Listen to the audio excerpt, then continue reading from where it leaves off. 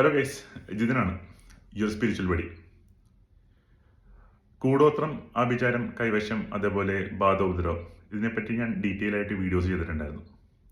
പലരും മുന്നേ ചെയ്ത വീഡിയോസാണ്. പലരും ആ വീഡിയോസ് കണ്ട് കുറേ പേർക്കൊക്കെ കാര്യങ്ങൾ മനസ്സിലായി. കുറേ പേർക്കൊക്കെ ഞാൻ കാര്യങ്ങൾ പറഞ്ഞു കൊടുത്തു. കുറേ പേര് എനർജി റീഡേഴ്സിനടുത്തൊക്കെ പോയിട്ട് അവരുടെ കാര്യങ്ങളൊക്കെ ക്ലിയർ ആയിട്ട് എന്നൊക്കെ പറഞ്ഞ് നല്ല റെസ്പോൺസൊക്കെ കിട്ടിയായിരുന്നു. വളരെ സന്തോഷം. പക്ഷേ ഞാൻ അപ്പോഴും ഹാപ്പി ആയിരുന്നില്ല. എന്തുകൊണ്ടെന്ന് വെച്ചിട്ടുണ്ടെങ്കിൽ ഈ പറയുന്ന പ്രശ്നങ്ങളൊക്കെ നമ്മളിലോട്ട് എങ്ങനെ വരുന്നു ഞാൻ പറഞ്ഞു. പക്ഷേ എന്തുകൊണ്ട് വരുന്നു, അത് നമ്മളെങ്ങനെ അഫക്റ്റ് ചെയ്യുന്നു, ഇതിൻ്റെ പുറകെ ഇരുന്നു എൻ്റെ സ്പിരിച്വൽ ജേണിയുടെ സ്റ്റാർട്ടിങ് തന്നെ. ഞാൻ പറഞ്ഞായിരുന്നു 2020 എൻ്റെ സ്പിരിച്വൽ ജേണി സ്റ്റാർട്ട് ചെയ്യുന്നത്. അപ്പോൾ തുടങ്ങി ഞാൻ അന്വേഷിക്കുന്ന കാര്യമാണ് ഈ പ്രശ്നങ്ങൾ എങ്ങനെ നമ്മളിലോട്ട് എത്തുന്നു, അതിനുള്ള സൊല്യൂഷൻ അല്ല, അതിൻ്റെ ഉത്തരം ഞാൻ കണ്ടെത്തി. ഈ ക്രിസ്ത്യാനിറ്റിയിലൊക്കെ ഗാർഡിയൻ ഏഞ്ചൽ എന്ന് പറയുന്നൊരു കോൺസെപ്റ്റ് ഉണ്ട്. നമ്മുടെ ഹിന്ദുയിസത്തിലും ആ ഒരു കോൺസെപ്റ്റ് ഉണ്ട്. നമ്മളെല്ലാവർക്കും അറിയാവുന്ന ഒരു പരിപാടിയാണ് കുലദേവത. നമ്മുടെ കുലദേവതയാണ് നമ്മുടെ ഗാർഡിയൻ ഏഞ്ചൽ. കുലദേവത ഹാപ്പിയാണ്, അല്ലെങ്കിൽ കുലദേവത നമ്മളെ കടാക്ഷിച്ചിരിക്കണമെങ്കിൽ നമുക്ക് ഈ പറയണ യാതൊരു പണിയും വരില്ല. ആ സമയത്ത് കുലദേവത നമ്മൾ അതൃപ്തിയായിട്ട് അല്ലെങ്കിൽ പിന്തിരിഞ്ഞിരിക്കണമെങ്കിൽ ഈ പറയുന്ന പണികളെല്ലാം നമുക്ക് വരും. എങ്ങനെ എന്ന് വെച്ച് കഴിഞ്ഞാൽ ഞാൻ പറഞ്ഞുതരാം. ഈ പറയുന്നാല് മന്ത്രവാദികളായാലും ഈ പറയുന്ന ദുർമൂർത്തികളെയോ അല്ലെങ്കിൽ ദുരാത്മാക്കളോ വെച്ചിട്ടൊക്കെയാണ് പണി ചെയ്യുന്നത്. ഇവര് നമ്മുടെ ഫാമിലിയിലോട്ടോ നമ്മളിലോട്ടോ അറ്റാക്ക് ചെയ്യുന്നതിന് മുന്നേ നമ്മുടെ കുലദേവത അടുത്തോട്ട് പോകും. അവിടെ ചെന്ന് കഴിഞ്ഞിട്ട് പെർമിഷൻ ഉണ്ടെങ്കിൽ മാത്രമേ ഇവിടെ പണിയാൻ പറ്റുള്ളൂ. നമ്മൾ പ്രൊട്ടക്റ്റ് ചെയ്യണ കുലദേവത ഉണ്ടെങ്കിൽ അത് തടയും, അവിടെ ഇട്ട് തടയും. പക്ഷേ നമ്മൾ ഈ പറയുന്ന വേണ്ട കാര്യങ്ങൾ ആചരിക്കാത്ത കുലദേവത ഉണ്ടെങ്കിൽ പിന്തിരിഞ്ഞിരിക്കണമെങ്കിൽ നിങ്ങൾ എന്താണെന്ന് വെച്ചാൽ കാണിച്ചോ, എന്നെ ആചരിക്കുന്നില്ല, അപ്പോൾ എനിക്കും വലിയ ഇതൊന്നുമില്ല, നിങ്ങൾ എന്താണെന്ന് വെച്ചാൽ കാണിച്ചു. അതുകൊണ്ടാണ് നമുക്ക് ഈ പണി വരുന്നത്. അതേപോലെ നമ്മൾ എന്ത് അമ്പലത്തിൽ പോയിട്ട് പൂജ ചെയ്ത് കഴിഞ്ഞാലും നമുക്ക് രക്ഷപ്പെടാൻ പറ്റാത്തതും ഇതുകൊണ്ട് തന്നെയാണ്. കാരണം ദൈവങ്ങൾ തമ്മിൽ റെസ്പെക്റ്റ് ഉണ്ട്. നമ്മുടെ കുലത്തിലോട്ട് എന്തെങ്കിലും സാധനം, നല്ലൊരു സാധനം, അത് ചീത്തയായാലും നല്ലതായാലും ഇവിടെ വന്ന് ചോദിച്ചിട്ടേ പെർമിഷൻ കിട്ടിക്കഴിഞ്ഞാൽ മാത്രമേ നമ്മുടെ കുലത്തിലോട്ട് വരുള്ളൂ. അല്ലെങ്കിൽ എന്തുപറ്റെന്ന് വെച്ചിട്ടുണ്ടെങ്കിൽ ഇതവിടെ വെച്ച് ബ്ലോക്ക് ആയി പോകും. അപ്പം ഞാൻ പറയുന്നത് നമ്മുടെ കുലദേവതനെ വേണ്ട രീതിയിൽ നമ്മൾ ആചരിക്കണം.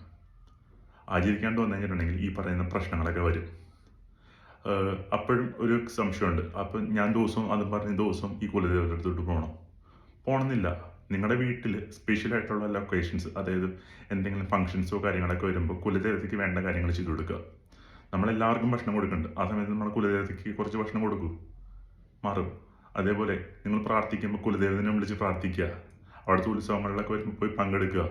അതേപോലെ മാസത്തിലൊരിക്കലോ അല്ലെങ്കിൽ 2 മാസത്തിലൊരിക്കലോ, അല്ലെങ്കിൽ നിങ്ങൾ പുറത്തൊക്കെ ആണെങ്കിൽ എപ്പോഴൊക്കെ നാട്ടിൽ വരുന്നു അപ്പോഴേക്കൊന്ന് പോയിട്ട് അവിടെ പോയി തൊഴുക. നമ്മുടെ പിള്ളേരെയും നമ്മുടെ ഭാര്യേനെയും നമ്മുടെ അച്ഛനമ്മേനെയൊക്കെ കൂട്ടി പോയി തൊഴുക.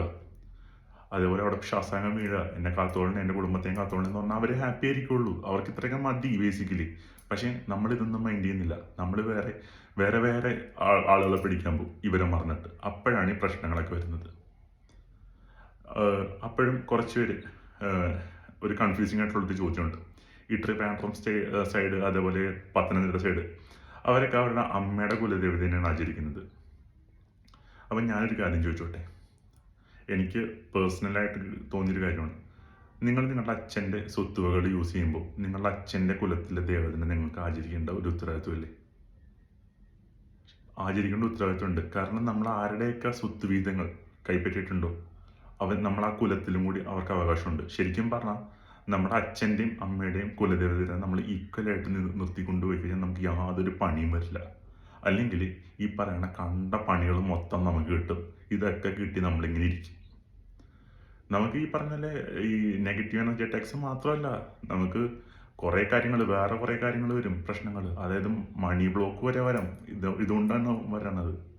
കാരണം അവർക്ക് വേണ്ട കാര്യങ്ങൾ കൊടുക്കാത്തതുകൊണ്ട്, അവർ അതൃപ്തി ആയതുകൊണ്ട് മാത്രമാണ് ഈ പ്രശ്നങ്ങളൊക്കെ വരുന്നത്. ഇത് ഞാൻ കണ്ടെത്തിയ കാര്യം ആണോ എന്ന് വെച്ചിട്ടുണ്ടെങ്കിൽ ഞാൻ കുറേ പേരിൽ നിന്നും ചോദിച്ച് അറിഞ്ഞുള്ള കാര്യമാണ്. ഇത് സത്യമായിട്ടുള്ളൊരു കാര്യമാണ്. കാരണം എനിക്കും എൻ്റെ ലൈഫിൽ വന്ന കാര്യങ്ങൾ തന്നെയാണ്. അത് ഞാൻ നിങ്ങളോട് ഷെയർ ചെയ്യാൻ വേണ്ടിയാണ് ഈ വീഡിയോ ചെയ്യുന്നത്. സംശയങ്ങളുണ്ടാകും ഉറപ്പായിട്ടും. എന്തെങ്കിലും ഉണ്ടെങ്കിൽ ചോദിക്കുക, ഞാൻ പറഞ്ഞുതരാം. വില്ലിംഗ് ആണ്, നോ വറി. അപ്പോൾ അടുത്ത വീഡിയോ കാണാം ഗൈസ്. ബൈ.